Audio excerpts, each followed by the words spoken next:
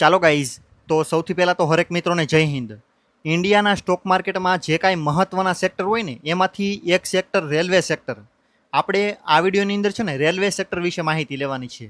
મને જેટલી પણ ઇન્ફોર્મેશન છે અને જેટલી પણ કંપનીઓ સારી લાગે છે ને રેલવે સેક્ટરમાં, એના વિશે હું તમને ઘણી ખરી વાત કરીશ.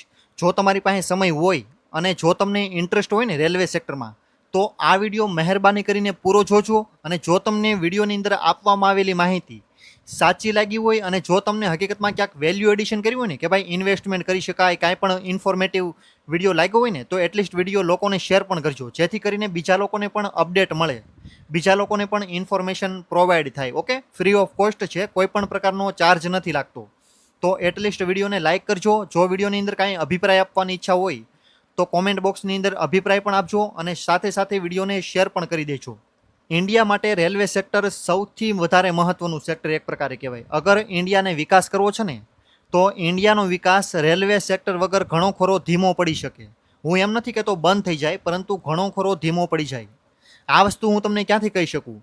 અગર તમે ડેઇલીના મુસાફરો તમે જુઓ ને કે ભાઈ ઇન્ડિયન રેલવેની અંદર કેટલા લોકો મુસાફરી કરે છે, તો ડેઇલીના 2.3 મતલબ કે 2,30,00,000 લોકો ડેઇલીની મુસાફરી કરે છે. એની ટાઈમ ડેઇલીના તમે ખાલી મુસાફરો, તમે ગમે ત્યારે ઘરે હોય તો પણ ભલે, ઓફિસે હોય તો પણ ભલે, અગર તમારે મનમાં ખાલી વિચાર આવે ને તો એમ વિચારવાનું કે ભાઈ અત્યારે મિનિમમ કરોડો લોકો ટ્રેનની અંદર બેઠેલા છે.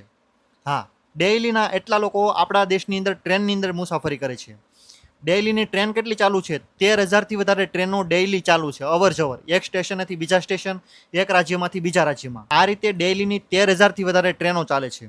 અને તમે વાર્ષિક ડેટા કાઢો ને કે ભાઈ વાર્ષિક મુસાફરો કેટલા એવા, તો 700 કરોડથી વધારે લોકો વાર્ષિક મુસાફરી કરે છે.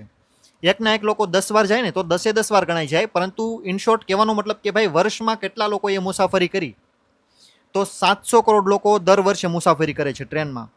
તો ઇન્ડિયા માટે કેટલું મહત્વનું સેક્ટર છે ને, તમારે આ વાક્યમાંથી સમજી જવાય કે ભાઈ ડેઇલીના મુસાફરો કેટલા? 2.5 કરોડ જેટલા. ટ્રેનો કેટલું ચાલુ છે? 13,000થી વધારે ટ્રેન ડેઇલી ચાલુ છે. અગર વાર્ષિક ડેટા કાઢો તો 700 કરોડ જેટલા લોકો વર્ષની મુસાફરી કરે છે. તો આ સેક્ટર ઇન્ડિયા માટે મહત્વનું છે. આની અંદર કામ પણ ઘણી બધી કંપની કરે છે. આની અંદર જેટલી પણ કંપની કામ કરે છે અને જેટલી પણ મને ઇન્ફોર્મેશન છે ને, હું તમને શેર કરું. કઈ કંપની શું કામ કરે છે અને કેટલા કરોડની છે ને, એના વિશે હું તમને ઇન્ફોર્મેશન આપીશ. બાકી જે કાંઈ ઊંડાણપૂર્વક માહિતી લેવાની ઈચ્છા થાય ને, તો એટલીસ્ટ મને કોમેન્ટ કરી દેજો, જેથી કરીને હું તમને એક સેપરેટલી સ્પેશિયલી એ જ કંપનીને ટાર્ગેટ બનાવતો વિડીયો બનાવી દઈશ કે ભાઈ આ કંપની વિશે એટલી માહિતી છે મારી પાસે.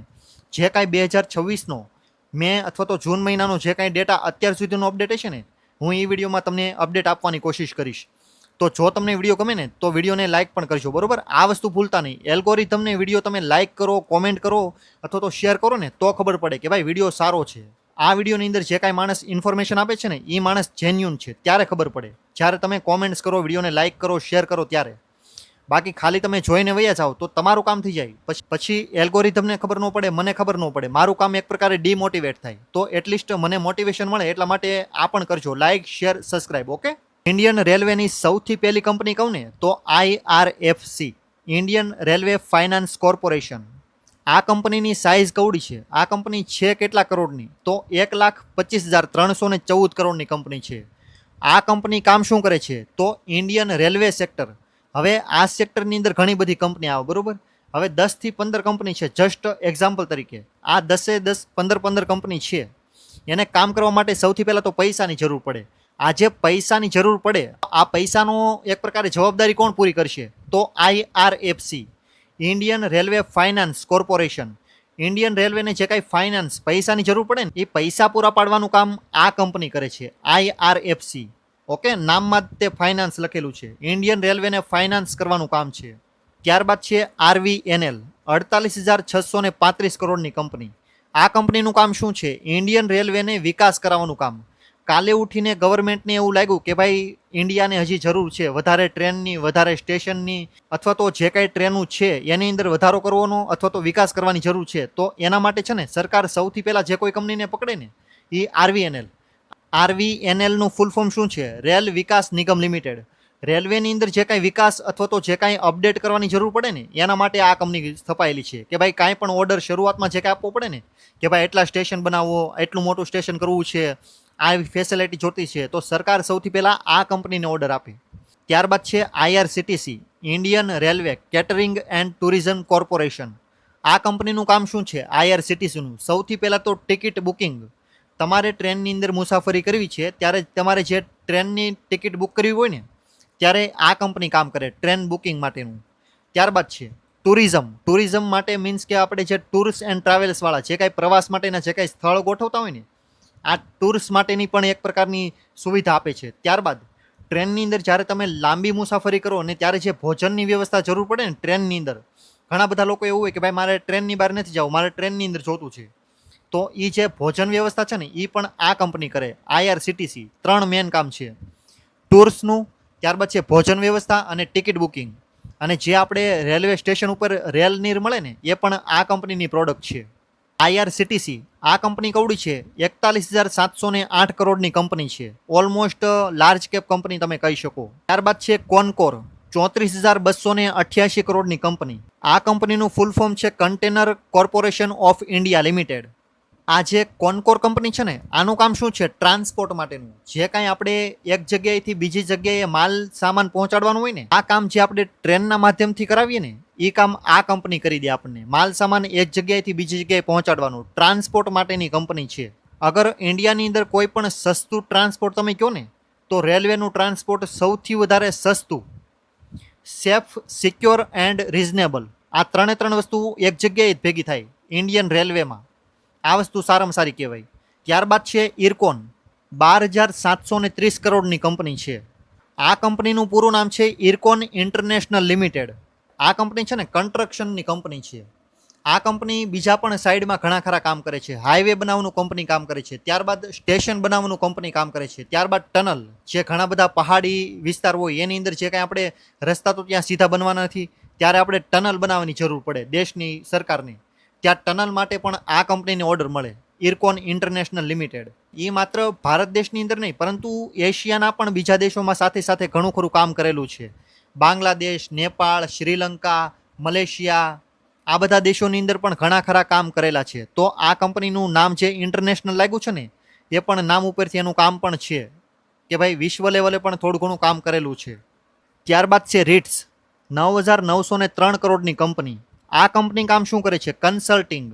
હવે કાલે ઉઠીને ગવર્મેન્ટને ભાઈ એક વસ્તુ દેખાણી કે ભાઈ ઇન્ડિયન રેલવેને હજી ઓર્ડર આપવાની જરૂર છે કે ભાઈ અત્યારે લોકો મુસાફરી વધી ગઈ, તો શું ખાલી ગવર્મેન્ટને વિચાર આવે તો સ્ટેશનને રેલવે બધું ઊભું થઈ જાય? નહીં, એના માટે આખું ઇન્ફ્રાસ્ટ્રક્ચર માટે એક પ્રકારે પ્લાન જોવે. આ જે પ્લાન જરૂર પડે ને એના માટેની આ કંપની છે. આ કંપની તમને પ્લાન આપે કે ભાઈ એટલા કરોડનું સ્ટેશન બનશે, અવળું સ્ટેશન બનશે, એટલી જગ્યાની જરૂર પડશે, એટલો ખર્ચો થશે, એટલા લોકો આની અંદર મુસાફરી કરી શકશે. તો આ બધું પ્લાનિંગ છે ને રીટ્સ આ કંપની આપે છે. કન્સલ્ટિંગ. આ કંપનીનું પૂરું નામ શું છે? Ritz the infrastructure people. ત્યારબાદ છે રેલટેલ. રેલટેલ કંપની 9,903 કરોડની કંપની છે. ઓલમોસ્ટ નાની કંપની તમે કહી શકો. આ કંપનીનું કામ શું છે? રેલટેલ. ટેલ મીન્સ ટેલિકોમ્યુનિકેશન. હવે આપણે ટ્રેનની અંદર જે કોઈ ડ્રાઈવર છે, જે કાંઈ ટ્રેન ચાલુ છે એની માટેનો અપડેટ ડેટા જોવે કે ભાઈ ટ્રેન ક્યાં પૂગી, ક્યાં જાય છે, કયા સમયે ઉપડશે, કયા સમયે ત્યાં પૂગશે. આ કાલે ઉઠીને કોઈ પણ તમારો દુશ્મન દેશ, ચાઇના, પાકિસ્તાન, બાંગ્લાદેશ કોઈ પણ હોઈ શકે જે સાયબર અટેક કરી શકે આ જગ્યાએ. આ વસ્તુ ન થાય ને એટલા માટે સ્પેશિયલી આ કંપની છે રેલટેલ.